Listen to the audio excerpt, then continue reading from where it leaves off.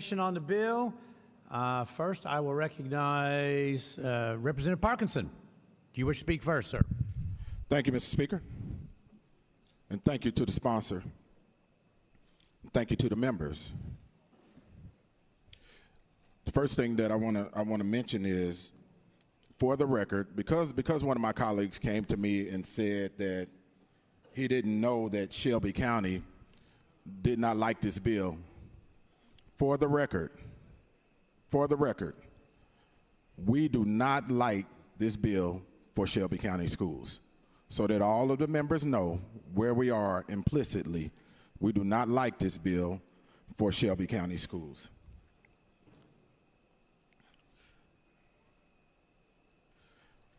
We feel like the bill in its posture is putting something on us in Shelby County schools or Shelby County that most of the members in this body don't want for their own districts. And I have to ask you, and I'm trying to appeal to your inner selves, members, that if you don't feel like this bill or the ESAs are good for your children, I'm appealing to you to understand how we feel also in Shelby County. If it's not good enough for your children or your child, it's not good enough for mine either. I have a child in Shelby County schools that this bill will take money from for her education. You don't want it for your children. Don't pass it for ours. We can stand with you in not passing this bill. It's just not good, because apparently those that voted to amend it to pull your districts out or your rural communities out, you did it for a reason, a serious reason, because you do not want this for your community. And we don't want it for ours either. The reason that the state is the fastest improving in the country is because Shelby County schools, or Memphis City schools, is the fastest improving school system in the state. We set out a mission to raise the bottom up. And I think we've done a fairly good job in creating the urgency to raise the level of performance in Shelby County schools. But guess what? It wasn't the state and its application for improving schools in Shelby County that created the improvement. It was Shelby County schools that created the improvements through its iZone. It wasn't the state-run Achievement School District that helped with the improvement of Shelby County schools. If you ask me, I think the state should be only in the funding of public education, not in the running of public education.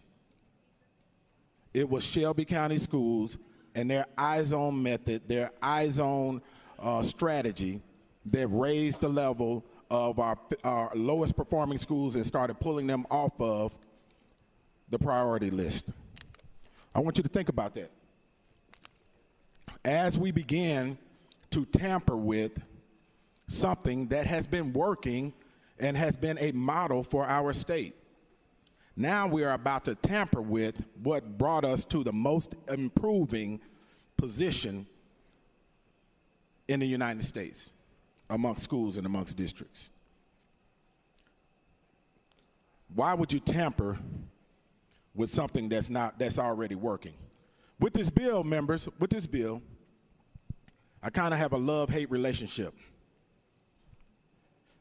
And I want to talk about the things that I hate about the bill. And Mr. Sponsor, if you'll bear with me, and then I'm going to talk about the things that I love about this bill. What I hate about this bill is rural communities with failing schools, they get money to improve their schools. Shelby County gets money taken away. We do not have sole ownership of schools that are not performing well. There are schools that are not performing well in some of our other members' districts who has voted to put this on Shelby County schools, and it's unfair. I mean, look within yourselves and be honest. Let's just have an honest conversation. It's unfair. You get money, you receive money for your schools that are underperforming. We get money taken away. Once again, here in the Tennessee legislature, you're dumping something on Memphis that you don't want for your own children. And I've already said, if it's not good enough for your children, it's not good enough for mine. Let me touch on this. This is something else I hate about this bill. It's been promoted and marketed as school choice, a school choice bill for parents. Well, at the end of the day, the parents are not the ones that are going to decide if they go to this private school. It's the private school that's going to decide whether their children are accepted or not. So this is not about school choice. Don't be fooled and tricked in the scheme of the marketing of this idea as a choice, because the only individual that's going to make that choice is the person that's going to decide whether or not your child gets into that school. And I really want you to think about that. And to this, let's be honest. Will they take special needs kids in these schools? Probably not. Will they take star athletes in these schools? Probably so. Will they take the cream of the crop academically from public schools? Probably so. Will they take students with questionable conduct? Probably not. Let's talk about what I love about this bill. For once this bill is out the gate, we have no control over what happens. Those that are eligible will be eligible. In our state, talking about what I love, in our state, we will now be able to open up schools that can be narrowly focused in areas that might not have been traditional or traditionally accepted, rather, based on Tennessee values. Is that right, Mr. Sponsor? Speaker Pro Tem. What was the question?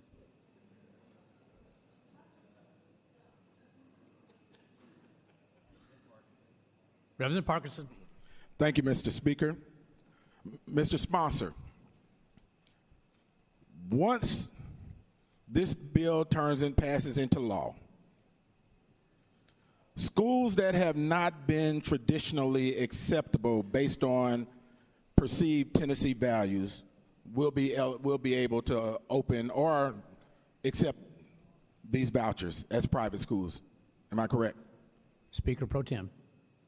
The schools that would be able to participate are those who are recognized by the Department of Education. Representative Parkinson. Thank you for that, Mr. Sponsor. And so, Mr. Sponsor, we're looking at $8,097 per student.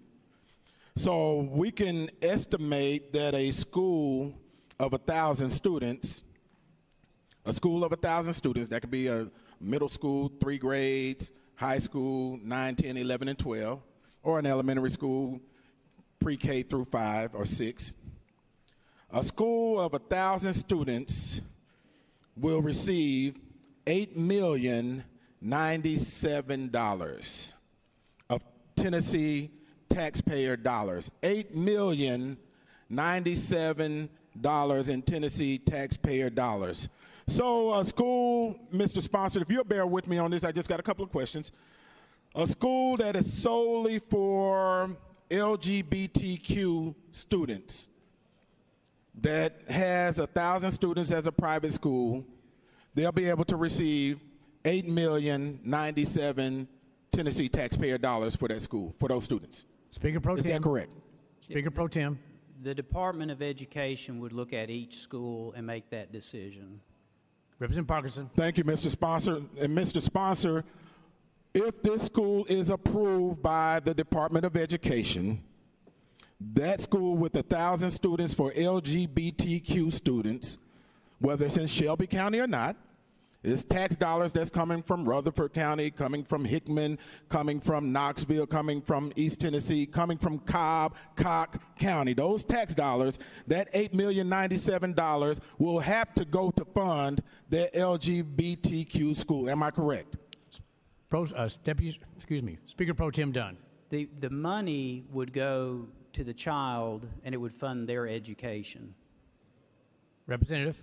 Thank you, Mr. Sponsor. So if that child chose to go to the LGBTQ, I think the sponsor is saying the same thing, then those 1,000 students that went to the school for LGBTQ students would receive, if it was 1,000 students, $8,097,000 taxpayer dollars from all over our state, from your community, your district. If a school, Mr. Sponsor, decided to open and was approved by the Tennessee Department of Education that wanted to focus on satanic worship, the dark arts, or witchcraft, would they be eligible? Mr. Sponsor. Speaker Pro Tem. I'm sorry, are you opening one of those schools?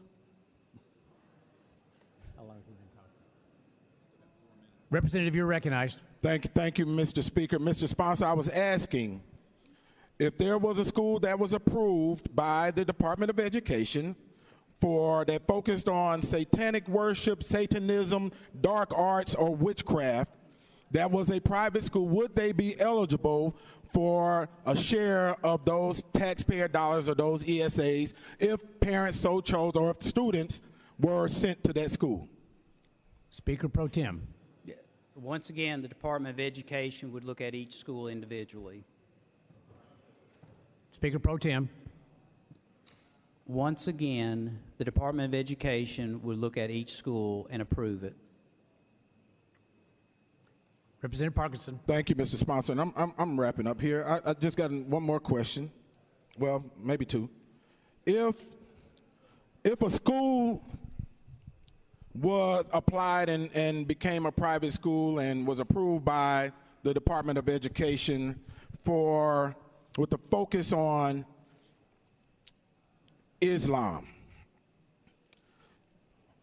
such as the school that's located here in Davidson County, and this school's mission and this school's vision is to create a positive learning environment where students are committed to the teachings of the Quran and an example of Prophet Muhammad.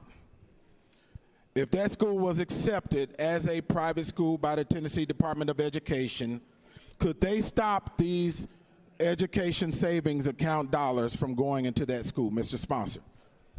Speaker Pro Tem. There are standards that the Department of Education would look at. You know, you could ask the question, what if there's a school where over 95% of the kids cannot read? Would the dollars go to it? This isn't a fantasy. This isn't thinking up things to make points on the floor. This is a reality to some of these students, that they do go to a school where 95% of the children cannot read. And I think they deserve an opportunity to have a different educational experience.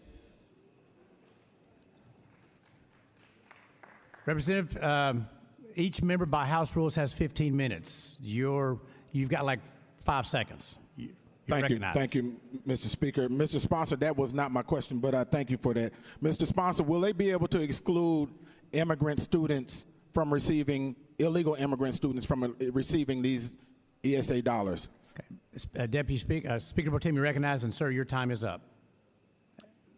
The bill calls for accountability, and so you would have to have certain identifications in order to receive the dollars. So in order to get that type of identification, then I'd say you'd have to be here legally in order to have it. Chairman Carcio, and remember, members, by House rules, we have 15 minutes.